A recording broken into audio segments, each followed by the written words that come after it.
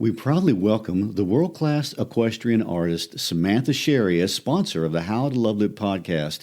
Sam immortalizes relationships between memory, family, identity, and self through her paintings of horses and other animals.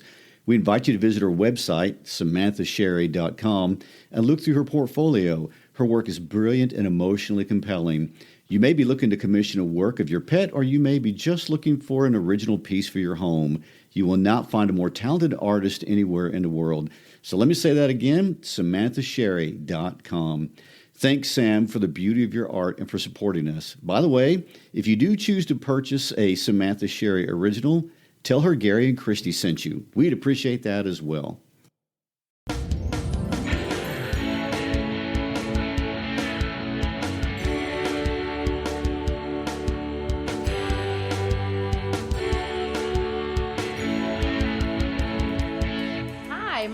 Christy Shriver. And I'm Gary Shriver, and this is the How to Love Lit podcast.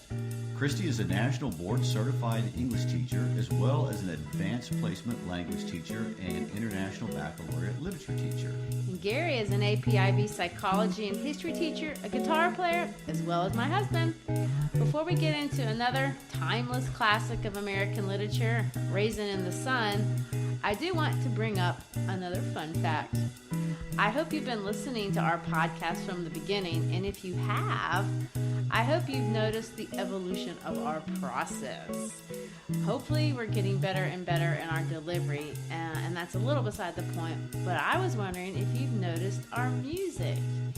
Gary is making these little diddly-doos to play with each piece, and although we didn't do this with Scarlet Letter, starting with Fahrenheit 451 and now with Raisin, the diddly-do music is supposed to reflect something in the story, so pay attention to the diddly-do he created for Raisin as we get started. It's fun because we think reading these books is fun. Can you explain what a diddly-do is? A diddly-do doesn't merit the title song, but it's but it's not nothing. So it's okay. Okay, good. Which proves my point. You have no idea what a diddly-do is.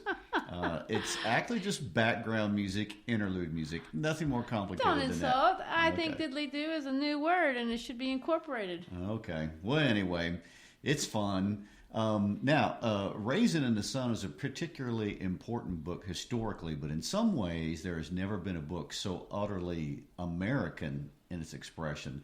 On the surface, it's about an African-American family's struggle to get out of the ghetto on Chicago's South Side. However, Hansberry wrote a timeless classic, and the beauty of the play is that it is not a simplistic morality story about the evils of racism, although this is no doubt an important idea within. If this were the case, it would be one of the many that have taken up that mantra. Instead, it explores the complexity of African-American identity as it struggles to understand and explore what those two things mean and how to reconcile its history and place in American society. It discusses the challenges of conflict within humanity that includes but far supersedes issues of race. And she does this by zeroing in on particulars of a localized African-American family living and struggling in American urban poverty. She was both an exposer of injustice as well as an optimist in man's resilience. James Baldwin famously referenced this in the introduction to Hansberry's book, To Be Young, Gifted, and Black, when he said that never before in American theater history has so much of the truth of black people's lives been seen on stage. That's true. Hansberry wanted very much to be a voice of her generation, both as a woman and as a black American. There's a very strong case to be made that she changed the landscape of American theater by writing a story about African Americans in which all Americans really saw themselves. When it was first performed in 1959, this was the first reaction that the critics said. But I think it speaks to a broader audience that transcends America or Americanism, if that's really a word. And I'm very proud of it because of its transcendence. This very tightly constructed play holds its own, I think, on the merit of a worldwide scale because it expresses the complexity of a world full of conflict. It doesn't matter what country you call your home. We all have Walters in our lives, Benithas and Mamas and Ruths, and we have annoying neighbors like Mrs. Johnson, and we have immoral exploiters like Willies and idiot friends like Bobo. And more importantly, every group or every country or every people have outside groups that are trying to assert power over other peoples that they see as vulnerable or maybe weaker. I think it's kind of small-minded to sit here and envision a world where only America struggles with tensions of race. And I really think you cannot judge this book only in that context. My youngest daughter, Lizzie's two best friends are first-generation Americans, and one is a Kurd and the other is Somali. And they came to this country over issues of race that did not have anything to do with America's racial history. My oldest two daughters, her closest friends, one is from India and one is from Palestine, respectively, same thing. So these conflicts of race and interpersonal relationship between people far exceed the American experience, as does her book. Since Cain and Abel, humans have struggled to reconcile what I would call the immorality of harming others and creating unfair systems of power. And they've had many names over many thousands of years. But these are the struggles that are at the heart of this play. And you're going to see, if you pay attention, that it's not just expressed through the issue of race. Although at first pass, that's the easiest one to see. It's definitely a big one. But the Walters are our neighbors. They're our brothers, no matter who we are, and no matter if we live in North or South America, Africa, Asia, or Europe. They are the central human experience being discussed, but in an African-American context. That is probably the first time that has happened. And that's what's exciting and beautiful, and I'll say very American about this play. Yes, we're going to look at a lot of complexities going on in the relationships, and their complexities that all families share. Now, the play opens at the Barrymore Theater in March of 1959, and it ran for 530 performances, and it won the New York Drama Critics Circle Award for Best Play of the Year, beating out Eugene O'Neill and Tennessee Williams. That's heavyweight competition. This was remarkable for many reasons. For one, it took 150 investors an entire year to raise the money to produce the show. She was the youngest American ever to win the award, the first black woman to win it, and only the fifth woman to win. The white press of the day applauded the play for not being only a Negro play, in quotation marks, but one with universal drama. Of course, Hansberry agreed, but also said, I don't think there's anything more universal in the world than man's oppression to man.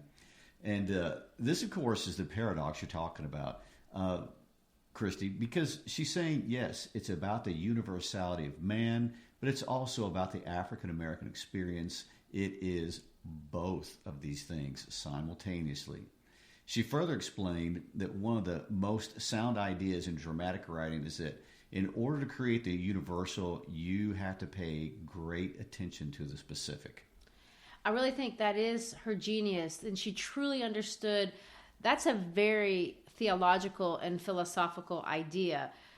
She writes about Black identity. We're going to see that. We're going to talk about generational conflict. There's class conflict. There's feminism. There's this basic idea of the American dream.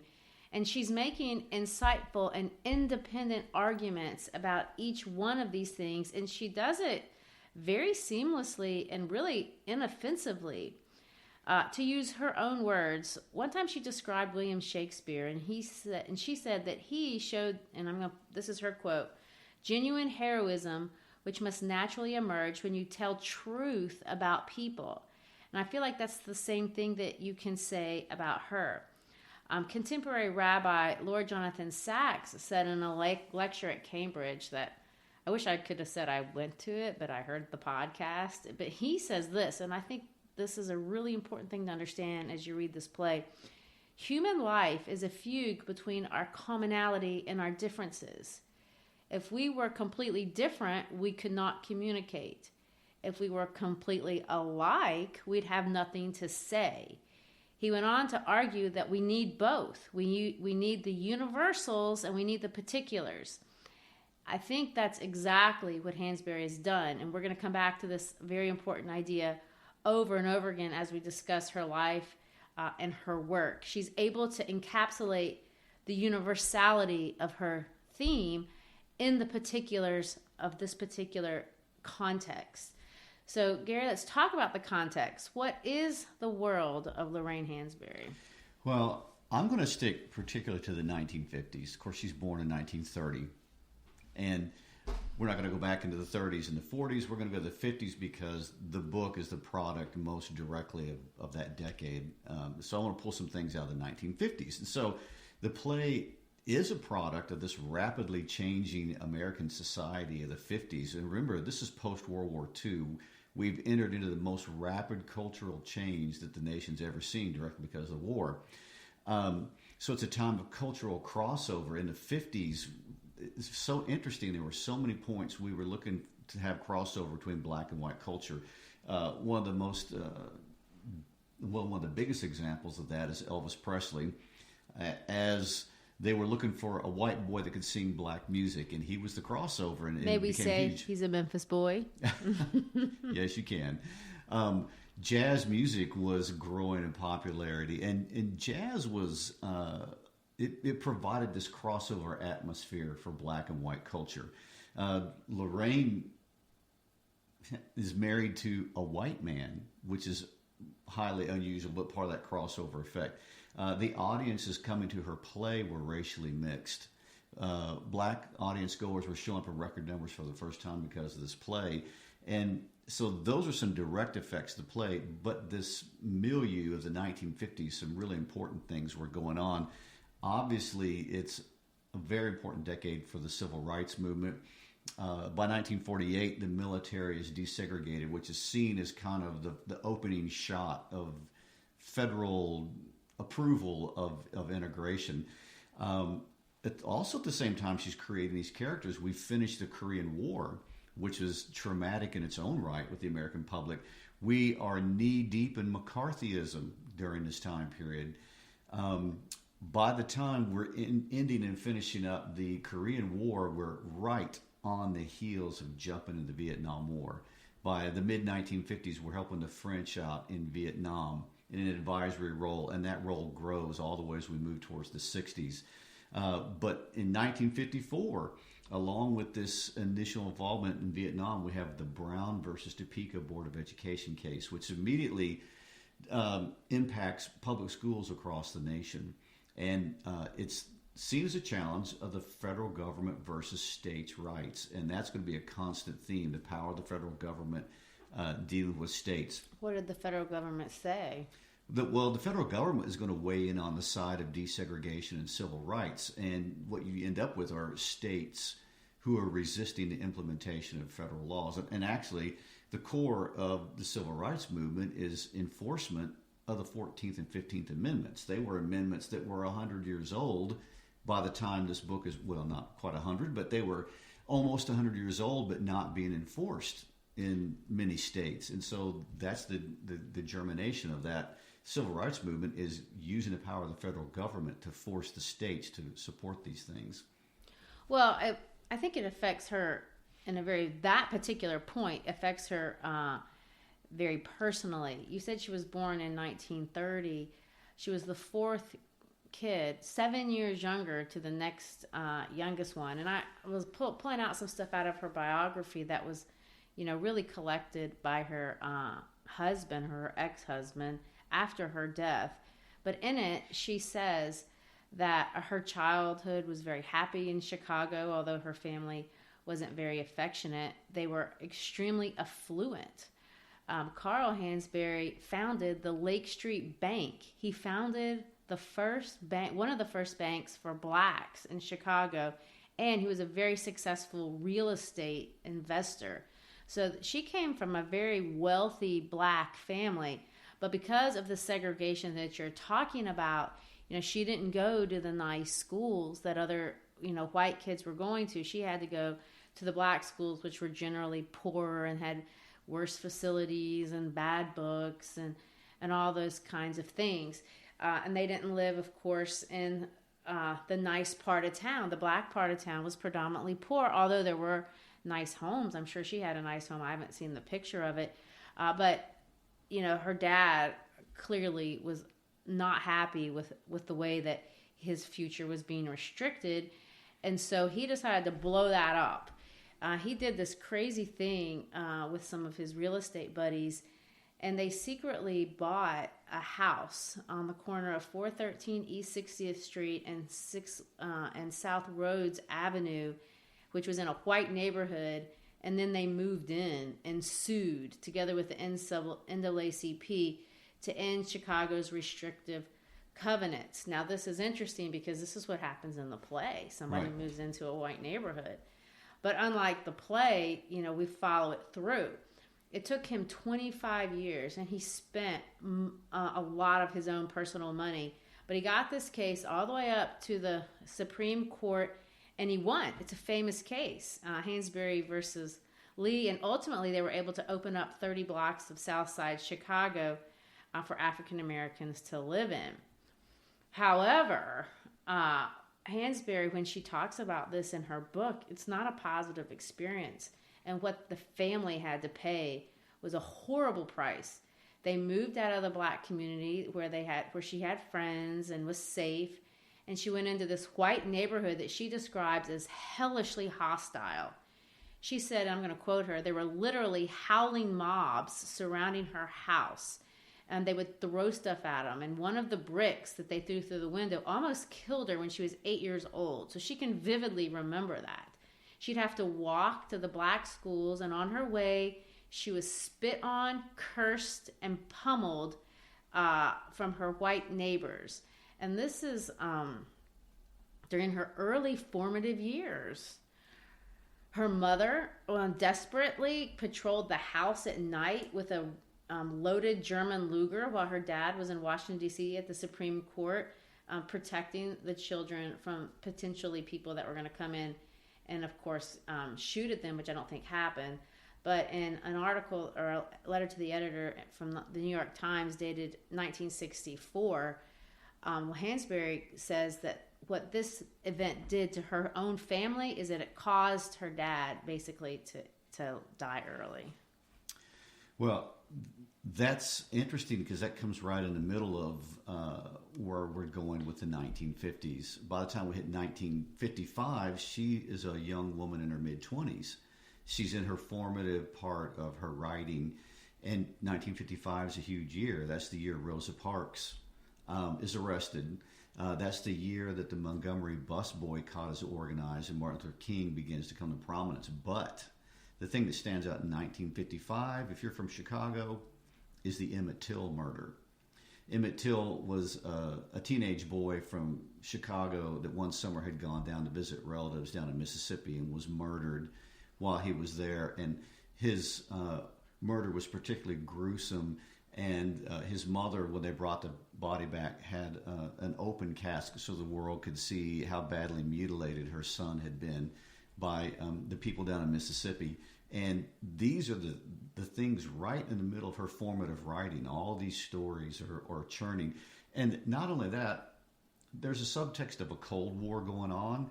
We're entering into the space race with the Soviets. We've got the Little Rock Nine integrating schools in Little Rock, Arkansas. The Civil Rights Act of 1957 gets finally pushed through by the federal government. So there were the decade of the 50s alone is, I don't know if we would use the word scarring, but impacting on everybody. Well, there's a lot of social changes. She, of course, goes to the University of Wisconsin after she graduates in 1948. But after 2 years, she's done with that. And she moves to New York City and really gets involved in a lot of this social protests and these little acting groups. And you mentioned that she married the Jewish writer Robert Nemiroff. I think I don't really know how to say his last name, but Nemiroff. She met him at a protest at NYU, and she was protesting the fact that black athletes weren't allowed to compete there. So there's a lot, I think, that would make a young black girl very angry and very resentful for a lot of the circumstances of her life. But yet there's a lot of exciting things going on, and I think the play reflects that, in that it's not dark. It's not angry. I mean, I know she was probably angry at times, but the play isn't angry. The play is hopeful and optimistic, which I think is a really nice thing. She married that guy in 1953 at her parents' home in Chicago.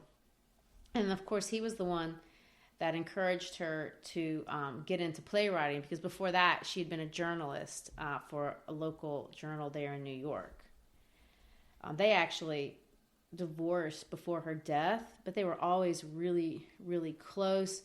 I read some articles that there's actually probably credible speculation that she was a lesbian, but at that time, it was illegal, and there was serious criminal and legal and probably professional repercussions for that kind of a lifestyle. So that's kind of been suppressed, and so I haven't seen any, I haven't seen her coming out and talking about that in any of the biographical things that I've read about her, but other people have said that had a part, and of course her divorce, and her husband was really supportive of her even after her death. He compiled all of her things and wrote a play celebrating her life called To Be Young, Gifted, and Black. He edited and published 3 of her other plays that she herself never got to publish. So they were very close all the way to the end. Another thing, I guess this would be a good time to say, is that her ending was kind of a sad thing. Yeah, it was at such a young age. Tell us about that. Well, she dies from pancreatic cancer. In 1963, she's diagnosed, and she spent 2 years in and out of hospitals and died in January of 1965. And of course, even while she was seriously struggling with cancer, she was still giving lectures, giving essays, and she worried about I'm not struggling enough, I'm not fighting hard enough, my body is giving out, and I feel like I'm wimp. But she wanted to come to the South and pick up, this is I guess Dr. King. I don't know who she wanted to be involved 1965 with. Well, sorry to interrupt you here, No. But the civil rights movement by 1965 has taken off in several directions. Now, Martin Luther King is probably the most highest profile leader of the civil rights movement, but there are college student-led civil rights movements. There's a northern civil rights movement that's radically different from the southern civil rights movement. But by 65, it's in full bloom. So she really did want to be a part of all of that exciting things. So she saw her world changing. She saw herself as contributing. Her father had contributed. This was a legacy. So there's a lot of promise there that remained, of course, unended, I guess, because of her death so early. I don't know what the math would be. If she was born in, I guess, 34, 35, in 1965. So I think that's all I have in terms of her history. I did want to talk a minute about the play itself, unless there's anything else we need to include. No, I think we've set the time frame. All right. Well, the original title of this play was not Raisin in the Sun, but The Crystal Stair. And this was a play on a different Langston Hughes poem that we'll probably do during the supplemental called Mother to Son, which is probably one of my favorite plays by Langston Hughes. But so she liked that play too, and that poem too, and she wanted to name this play after that poem. But as she continued to write, this idea of dreams kept coming out really through the different characters, and so she pulled up this other Langston Hughes play called Harlem, and it's this play that kind of inspired, or I don't know if the play inspired the poem didn't inspire the play. The poem inspired the title of the play. And speaking of other inspirations, I think it's cute. She based the character of her mom, or character of Mama in the play, off of her own mom. The dead Big Walter was her own dad. Walter, Lee, and Ruth, which are kind of the main characters in the play, are composites of the personality of her brothers and their wives. But she says she's Beneatha. Which is why it's always important to do these introductions to these books, and goes along with my whole premise that these writers write out of their experience. They write out of the decades they live in. They write out of their family experiences. They're not creating people out of thin air. They're creating people that they know to tell a story they want to tell. That's why it's important to know this background. It's just interesting, and she owns it. And Beneatha is a hysterical character. She's so fun and yet unlikable sometimes too. And you really do see them as real human beings. I want to talk about the poem. You want to read it for us, and then we'll go through it. It's just like 3 sentences long. What happens to a dream deferred? Does it dry up like a raisin in the sun, or fester like a sore and then run? Does it stink like rotten meat, or crust and sugar over like a syrupy sweet? Maybe it just sags like a heavy load, or does it explode? So what we have here are just 3 questions, or 4 questions, and then an answer, but not an answer. The question is, what happens to a dream deferred? And that's the question. What happens if I put off my dreams? And the answer is a series of rhetorical questions. And each one of these rhetorical questions is meant to arouse some sort of sensory reaction. Does it dry up like a raisin in the sun? That you're supposed to visualize a hot day maybe, and this raisin sitting out in the sun. And then I kind of think they get progressively worse. Fester like a sore. That's kind of a tactile image. And then run. You can think of a boil oozing over. Does it stink like rotten meat? That's a foul smell. Crust and sugar over like syrupy sweet. That's interesting, because sometimes I'll ask my kids in class, crust and sugary over like syrupy sweet, negative or positive? And they all go, positive! Because they're thinking about food in school, and there's nothing negative about that. But you're going to see, especially in one of the characters in this book, that niceness can be evil. Okay. And I think that's what this Always is. true. Yes. Crust and sugar over, like a syrupy sweet. It's a negative one. So these are all very, very, very negative images. And then there's a space. And then she says, maybe it just sags. Or he says, Langston Hughes actually wrote this, like a heavy load. Or does it explode? Boom. And you can think, now that you know that this is from the Civil Rights era, or even pre-Civil Rights era, this is maybe militant even. The idea being your dreams are going to blow up. And this, of course, is a dream about dreams. This is a play about dreams that can blow up, but you have to fight. So resiliency is the core thematic idea I think that she wants to introduce during the title, and she's going to carry it all the way through to the very end. I'm going to put you on the spot. Oh, dear. Look at these references in these poems. First of all, I'm wondering, when I talk about the dream deferred, did Martin Luther King use this idea in his letter from a Birmingham jail? When he starts off his letter by saying, we've been asked to wait. Well, maybe so. You know, he speaks about dreams every time. Especially the 1963 March on Washington speech. Well, yeah. So the idea of African Americans really taking hold of this idea that we own the American dream too, and we're going to claim it, is really a theme, I think, in a lot of these writers. And this militancy, how militant are they going to be, was really the debate within the Black community. And you had, I think, different leaders, professing, how do we get this dream? Are we gonna go this route or another route? Which is interesting, because Hansberry was a contemporary of W.E.B. Du Bois. And W.E.B. Du Bois really represents the northern version of the civil rights movement, and it is more aggressive. That guy had been in her house as a kid. Yes, yeah. So, like I said, she'd had a direct experience with him, and there was large disagreement between the northern version of the civil rights movement and the southern version of it, whether that be through W.E.B. Du Bois and Booker T. Washington, or whether it's exemplified through Martin Luther King and Malcolm X. So they were very different perspectives. Genre, last point to make. Okay. It's a play. It's not a novel.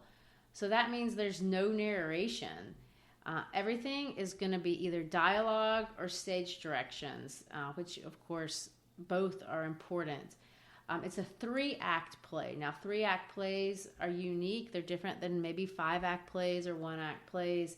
Act 1, you're supposed to have the exposition, which means you introduce the setting, you introduce the characters, you introduce the inciting incident, then the first maybe plot point.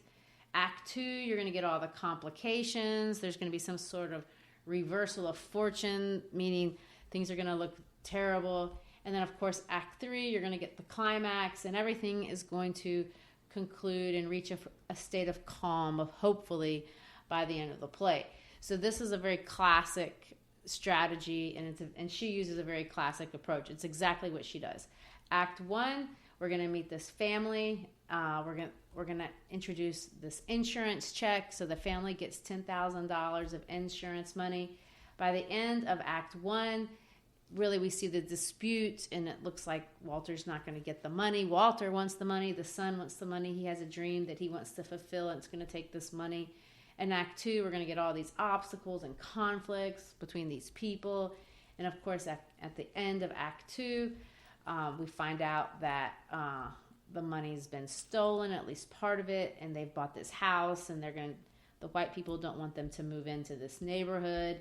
And, of course, in Act 3, it's resolved by Walter finally becoming a man, and he's going to decline to let the whites buy him out. And at that moment, the play ends with a sense of peace and kind of positivity as they get ready to move into a racially divided neighborhood, which everybody knows probably won't be peaceful. It's ominous, an ominous piece. It is, and kind of interestingly ominous. And, one of the things that people have said, and I thought was kind of funny, is that they asked Lorraine Hansberry, why did you make it such a happy ending? And she says, well, if you think that's a happy ending, I happen to know what happens when you move into those neighborhoods. So she leaves it ambiguous, but yes. it does feel happy. Just a side note about students reading this. Do they have any trouble reading play directions and the dialogue and keeping up with it, since it's so different from reading a book? Well, we read it out loud, so they love that, because otherwise I say go home and read chapter 1. And with plays are meant to be read out loud, and you can enjoy them more when you're listening to them than just reading it. And this play has so much dialogue. It's contemporary, and it's funny. I mean, it might be everyone's favorite book. There's a lot of character development through the dialogue. You really find out who these people are. And they're not perfect. They're not perfect people at all. All right, so I think we're ready to jump into the text. We'll do that next time. Next time on How to Love Lit podcast. If you like what you heard today, hit subscribe. Join us for the journey. Check us out on Facebook, on Instagram, Twitter, Skywriting, whatever we're using at the time period. But come along with us. Peace out.